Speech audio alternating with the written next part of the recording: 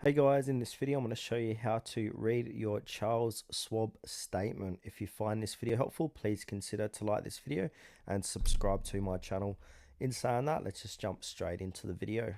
Alright, let's start off with account summary here. So this section provides a high-level overview of your account's performance during the statement period.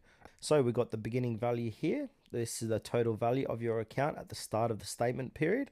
And they've also got your previous statement with also the change on the right hand side. You've also got your deposits and withdrawals. So this lists all cash inflows and outflows, including direct deposits, bank transfers, and retirement distributions.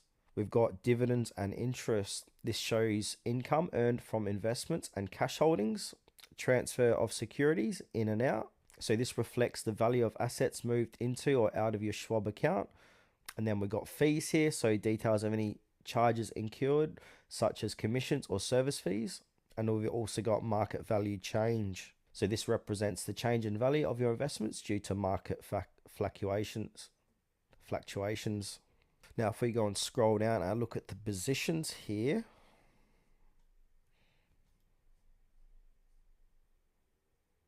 all right, so positions is a summary. So this section details the individual investments within your account.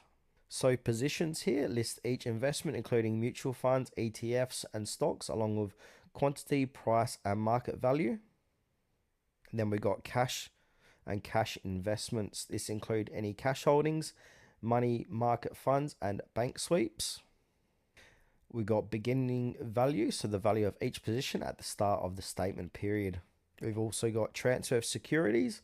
This shows any securities moved into or out of your account. And on the right, we got change in market value. So this displays gains or losses due to market movements. And also got ending value, so the value of each position at the end of the statement period. Now, if we have a look at transaction summary, so this section records all account activities. So starting here, beginning cash. So this is cash available at the start of the statement period. We've also got deposits. So this is funds added to your account. Withdrawals, funds taken out of your account. Purchases, funds used to buy new investments, including automatic reinvestments, sales, redemptions, proceeds from selling investments, dividends and interest, which is income received from investments and cash holdings, fees, charges deducted from your account, and ending cash, so cash available at the end of the statement period, calculated by adjusting the beginning cash for all transactions.